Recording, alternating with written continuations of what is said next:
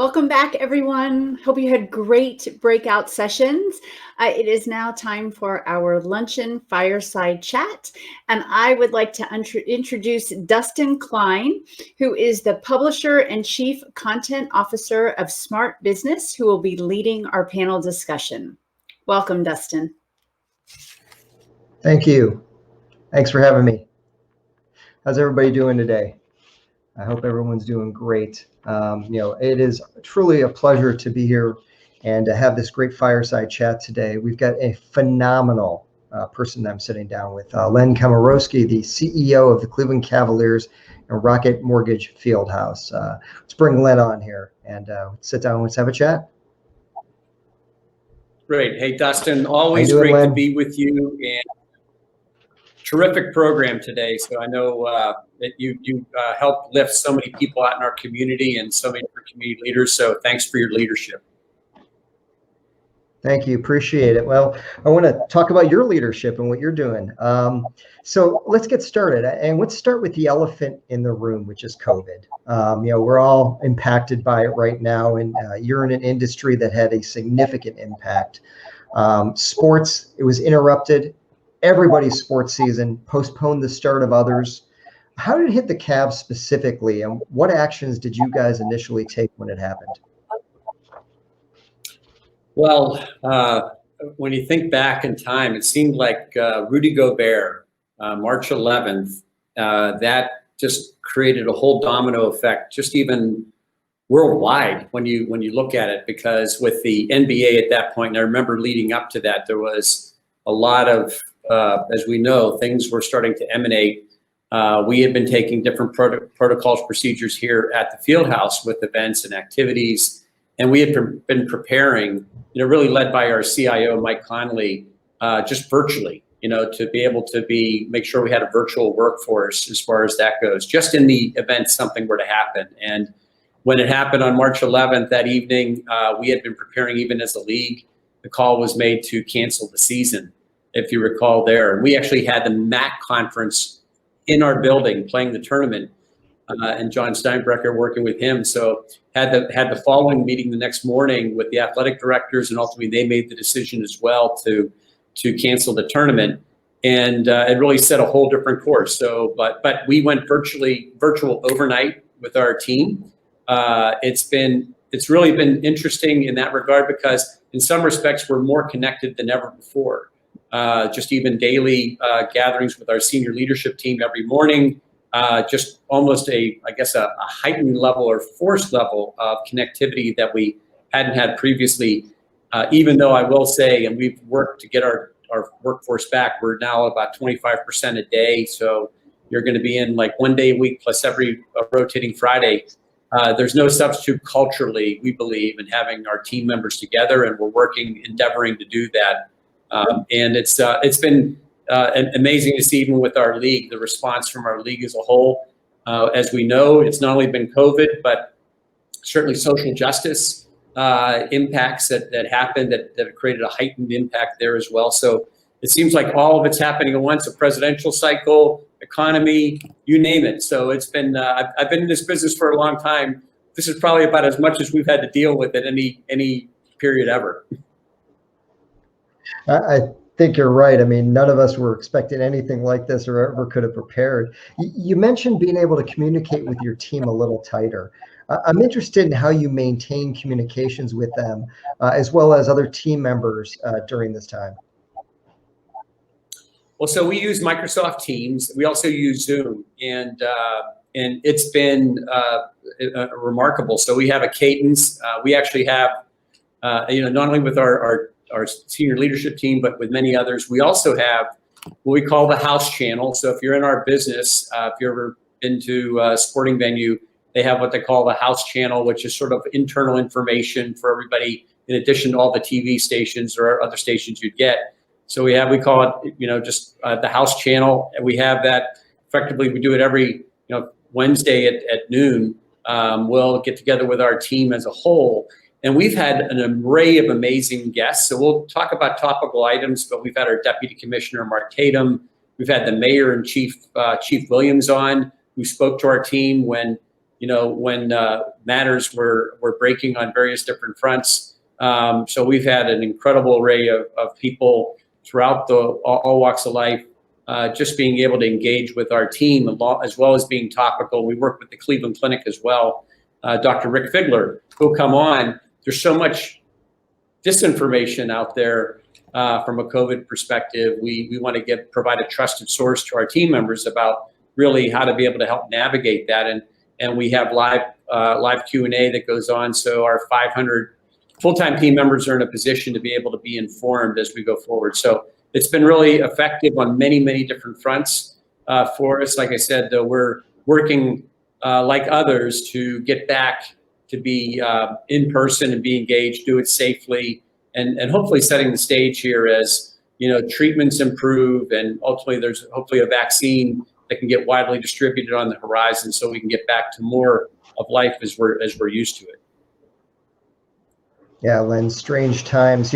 One of the things that I read about what you guys had done is you took care of everybody within the organization, from front office team members to people who were at the various properties that they worked.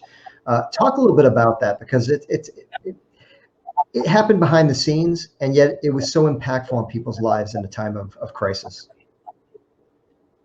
Well, we're blessed to have a chairman in Dan Gilbert who really, when you look at our culture as a whole, values people, our team members, the most. So if we love your team members, love your clients, and if you can hopefully make those live by those axioms, it's amazing what can happen. And we were in a fortunate position as we had events when March 11th happened. We had a series of events. If you recall, we actually had the NCAA first and second round coming the next week.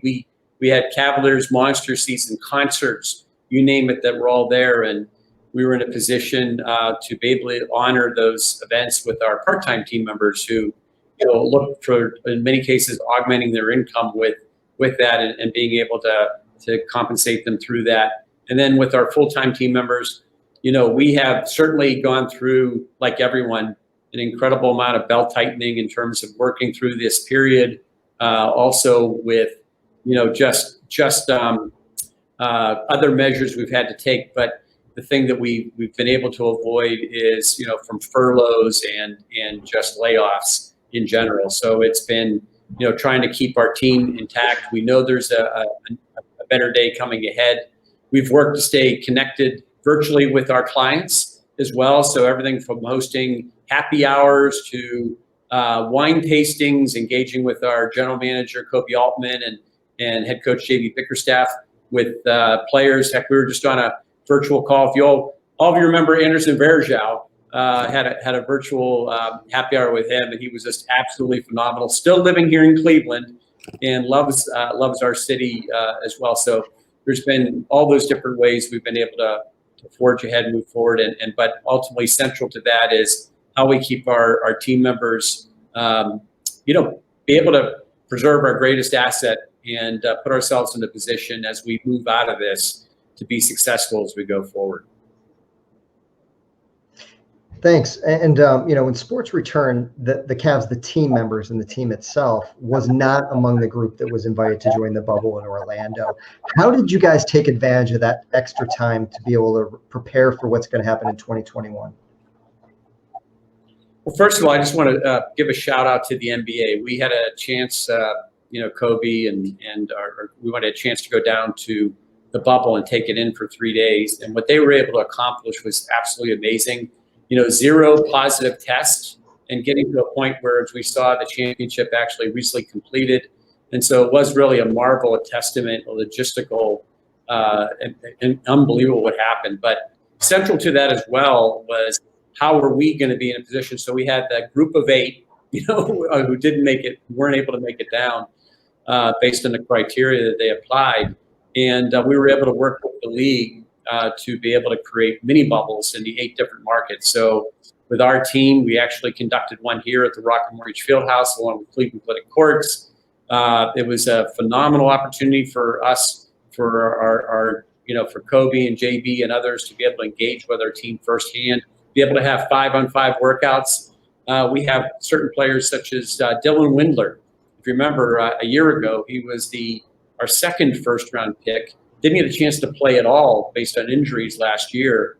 Was able to come in camp and really just remind everyone about why he was so attractive for us as a pick and how he can help impact our team. It's almost like having an extra first-round pick this year when you look at it that way. But we were able to finally get to a position where we're able to have that type of engagement from a team end. And then as it pertains to us, you know, we've had over 75 events here at Rocket Mortgage Fieldhouse. So we're really looking at it as Cleveland's community center. And what the objective there was, how do we activate? So instead of seeing this big 800,000 square foot building dark without any activity, how do we show people that it's really is safe to be here? It's a great space as we all know it. We have to work within the state guidelines with that, but we've had everything from, you know, cornhole tournaments to camps and clinics with both the Cavs and Monsters, Wine and Gold United lottery night event. And we've had, we're now one of the go-to blood drive locations for the American Red Cross at a Cleveland Food Bank event, many other events and activities that we have here. So, and then on top of that, you know, we've had incredible success in terms of our efforts going forward. Our fan base has stuck by us. We're actually new sales, a new activity about people wanting to come back to the field house. We work with a craft analytics group, and they show that Cleveland, as far as the 30 markets in our league or 30 teams in our league, that our market index is amongst the highest where our fans want to get back to events at the field house. So all that's translating to a lot of robust sales activity for people who want to come back for this upcoming season. That's excellent. Thank you, Len. You know, what changes to the sports experience for fans do you anticipate for the upcoming season? I mean, what can people expect? Well, I will say this. We are going through an unbelievable process. So as you saw with using the Browns as an example, and they did a terrific job with their protocols and their plans, and maybe some of you have seen them because, you know, as it's been covered. And they've created an environment that has been very safe. To now we have 20% capacity of their fan base plus other hospitality on top of that. And we're endeavoring in that process right now. We will tell you that our plan, we've learned from many others in our industry, our league, other sports as well. And we have a plan that we're working through the process with the state as it, you know, ultimately need to. So we work with our city, you know, with the Cleveland Clinic is our collaboration partner on every aspect of what we're doing. And then working through ultimately with the state health department and the governor's desk. What we will tell you is we think that our building, and we're held to a higher standard, right? So we think our building will be arguably one of the safest places to be in Ohio and enjoy any activity. So we have now been certified as well by the Global Biorisk Advisory Council, as well as the Well Institute. They are third-party entities who certify buildings commercially across the board for health, safety, and wellness, sanitation, you name it. So we've been certified by those. We're the first in Ohio with both of them, and only the sixth in North America at this point with GBAC, as well as the same with, you know, looking with the Well Institute. So we think there's going to be an environment that is going to be exceptional. We're hopeful to be approved for, you know, targeting for hopefully at least 20% you're seeing right now with the NFL and Major League Soccer. And above and beyond that, we're going to have an environment, a setting we're going to try to make sure we can maintain that atmosphere that you've come to expect at the field house for Cavaliers, Monsters games, and then other event activity too, because coming down the pike, we have Disney on Ice. We have all of those type of events. The concert world is a little bit more problematic at this point, as you've heard from an overall industry end. You know, typically, if you think of a concert, they need to have the ability to go out and go on a routing on a tour. So if you have 20 tractor trailers with semis loaded with equipment and being able to go and route through the United States to be able to appear at different venues, and then ultimately to be able to make the economics work, sometimes the lower levels of capacity don't allow the economics to pan out. And then on top of it, being able to have enough venues that are open to be able to make that happen. So we're hopeful and working with our partners like Michael Belkin at Live Nation, AEG, and others that those will be coming around here in 21 at some point in time. But in the interim, we're looking in the short term for sports and for other shows of that nature, like Disney on Ice, like I referenced, to be able to come back here soon. Yeah, well, I can tell you, I can't wait for concerts to come back. My last concert was February 29th in Nashville, and I canceled 4 concert trips that I had around the United States, plus everything I was hoping to see with you guys this year. Let me ask this question. Let's switch a little bit to your personal perspective. This year has caused most of us to reevaluate everything about our lives, including how we as leaders approach our careers and our relationships with others and our teams, as well as personal issues. From your perspective, what have you learned about yourself during the last 8 months? Great question, Dustin. I think that it's really provided a moment of pause. So if you look at our world, we have 200 ticket events, 1,400 private events. So in a lot of cases, you're just on the go, not only in terms of your workday and what takes place there, but also in terms of evenings. So, I get a chance to speak to a lot of sports marketing classes and collegiate classes, and I'll ask people who wants a job where you work evenings, weekends, and holidays, just to start off, because that's when we're active, right? You think about it, if I'm doing it on a Monday at noon would be a lot more convenient for us, but not so convenient for our fans. So we have a lot of activity going, and it seems like you never have a moment. And with the lesser amount of event activity we've had, it's created that opportunity for reflection. And I will tell you, first of all, I've always had a natural curiosity about, certainly it feels like everything. And so, and I think we have a team member base that is very much focused on all aspects of that nature. And so that's been something to continue to learn on so many different areas. But I would just say holistically as well, we do a lot of team member engagement with smaller subsets of our team members, which is basically like, you can talk about anything you want, staying within these walls. And we get incredible feedback. It's really helped guide how we've moved forward as an organization with so many different areas about how we create a better environment, a better culture for our team members. One of the areas that emanated out of that almost every session was about wellness. And so we had brought on board Natalie Ramito, who brought her on board over a year ago, who just really focus on health and wellness on a daily basis. And everything from the snacks that we provide, to different activities, engagement, because people are, so we're looking at how we focus on everybody's whole self. So elements like health, I'll tell you, we brought Dr. Michael Roizen in to kick everything off.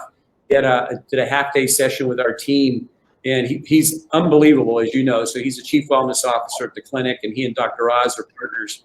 But even just elements, and I just even look personally, I say this all publicly, I've gotten into, Dr. Roizen advocates intermittent fasting, and I'm an intermittent fasting. I tell you, it's been one of the best things I've ever done from a health and wellness perspective as well. From a dietary end, same thing, more of a Mediterranean-based diet. And there's so many elements of that nature that our team members have talked about how being central to their world and lives and health and wellness, and then also even just from connectivity from a spiritual end as well. So it's been a great opportunity to just reflect on a whole. And then I think the other part of it too is just appreciate the role we play in the community to help lift the community. And I think that's something that drives us every single day. We like all of us, we're concerned about downtown in Cleveland. A big part of who we are as a community is the events and activities that bring people from around the region, around the state, around the country, around the globe to downtown Cleveland. And whether it be our 3 major venues, whether it be Playhouse Square, whether it be our convention center, that's a huge missing ingredient here. And I'm pretty much downtown every day. And it's about how do we get that back, because we're unfortunately not like some of the other maybe larger cities that have the wind behind their back with just this natural inertia. And again, everybody's dealing with some of those ends, but we have a real opportunity as a city to be a great place where people can live, work, and play. For those who can work virtually from New York or Chicago or LA, this is a great place to be. Great, all the assets we have, the cost of living is incredibly reasonable. And, how do we work to make that, realize that vision that we have for Cleveland? No, and that's great.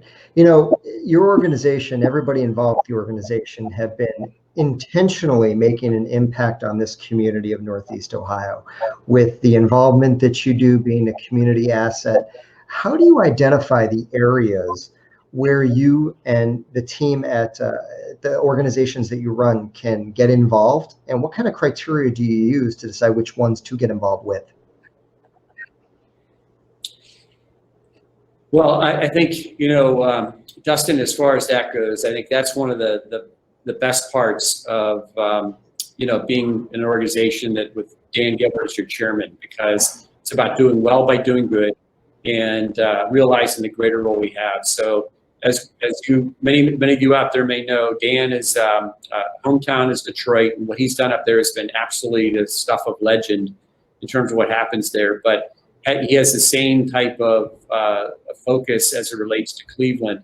And so when you think about this with Dan, in 2005, it was the Cavaliers and Gund Arena, and that was essentially it. So we've gone from the Cavaliers to now Rocket Mortgage Fieldhouse and the transformation to one of the leading sports entertainment venues in the world, to the Monsters and the Charge and Cavs Legion, to Bedrock, and now over 4 million square feet of commercial space, one of the largest commercial entities, development entities in Cleveland, to Quicken Loans and Rocket Mortgage with over 600 team members and growing, Amrock, title company, so much, right?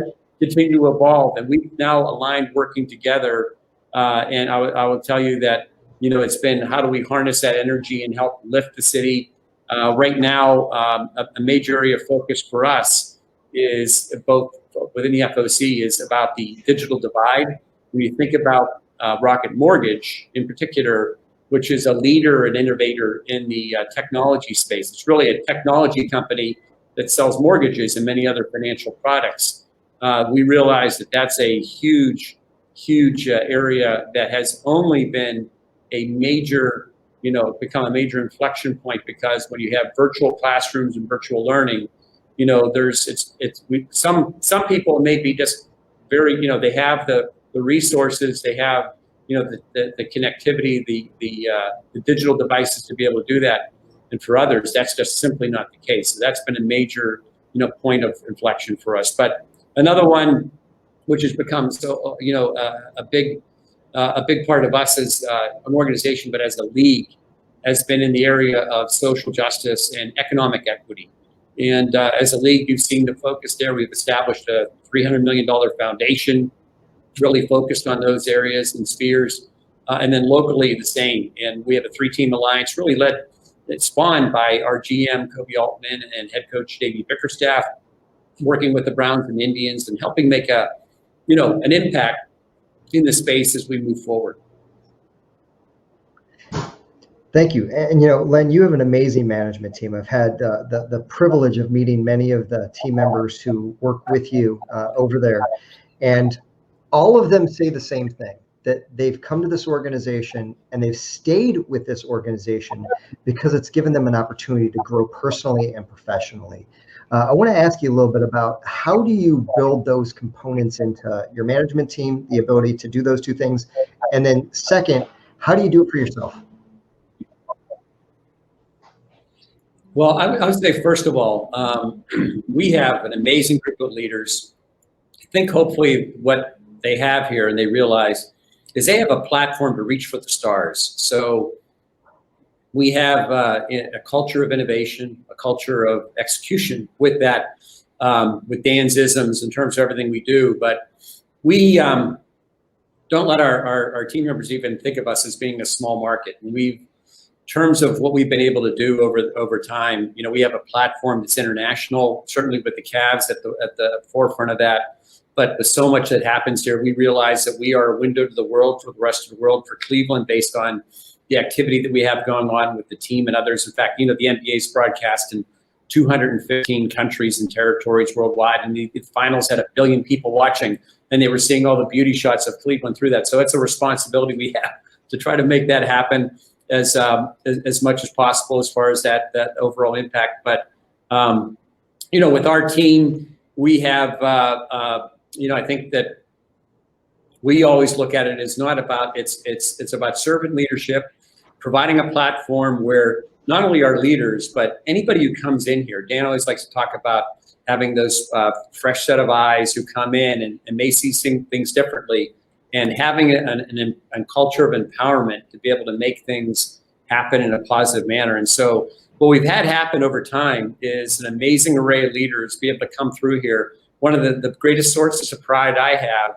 is the leaders who've actually gone on from here, the Kerry Googles of the world with the Vegas Golden Knights, Brad Sims, who now is running FC New York in the Major League Soccer, Chad Estes, who's now with Legends and the Dallas Cowboys. So I can go on and on with the number of different leaders who've been able to come through and to be able to achieve. And I think that is attractive for people too, because they know they have a platform to come in, to learn, to be part of the best. And we have amazing leaders who have chosen to stay with us. Some come back, like Nick Bartlett. We were able to get Nick had left us, and now we're able to bring him back from the Phoenix Suns to come back here, and Shelly Kayette and so many others that have helped make us who we are. So just being able to have that platform, that laboratory, and then I would say another big component from our team as well is one of our big rocks is civic leaders. And we all like to be part of something bigger than just our four walls. And the expectation from Dan, from everyone in here, is that we need to be part of our community and help lift our community. We will be a voting center here for November 3rd, for Ward 3 in downtown Cleveland. We hosted in terms of national registration, voter registration day on September 22nd. We had a major event here in the field house, just as an example about our engagement on so many different areas. But our expectation is our team members will be engaged, be part of the community, help lift it, and then also help look through that lens about whatever we're doing.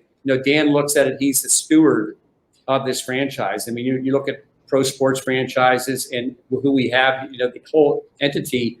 There are moments in time when you have different chairmen who run these different entities, and Dan knows he's a steward because the team and the organization is really the fans, for Northeast Ohio, and how can we, utilize that to do good.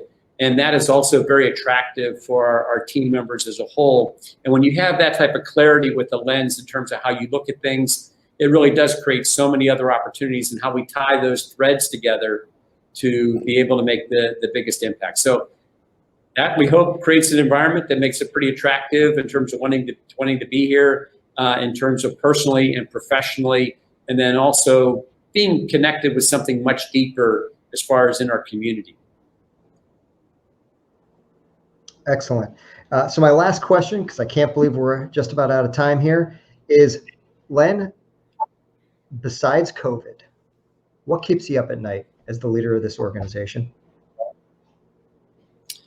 Well, I do have to touch briefly on COVID, because I think what keeps all of us up in the entertainment industry is that, we thought it'd be gone by now, be mitigated by now, as far as that goes. And, I will say that it's still here. And I will say this as well. There are 10 million people in the sports entertainment industry in the United States. And right now they're on the sidelines. By and large, they're on the sidelines. So when I refer to that in all businesses, when you look at it, and we're most impacted more than almost anybody, it's tough to sustain a business being out of business for a year or 18 months or whatever the case may be, and so that is a huge front and center for us to try to work and solve.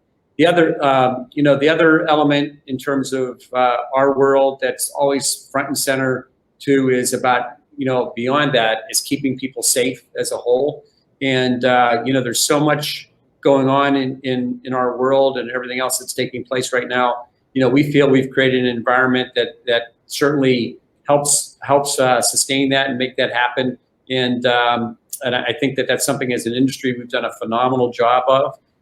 But it's been, it's been all kinds of things. We're in a era of a lot of unrest, and rightfully so.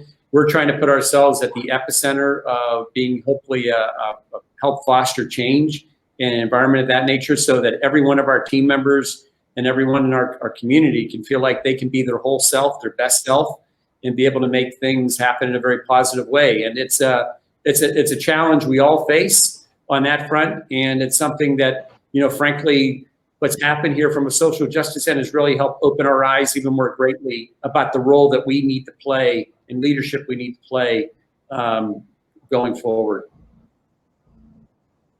Excellent. Well, Len, keep doing what you're doing there. We all look forward to being back there as soon as we can, and celebrating with you and watching every kind of sporting event you can imagine, as well as entertainment. So I want to thank you for doing what you're doing, not just for the organization, but for this community itself. And I want to thank you for sitting down with us today. Thank you.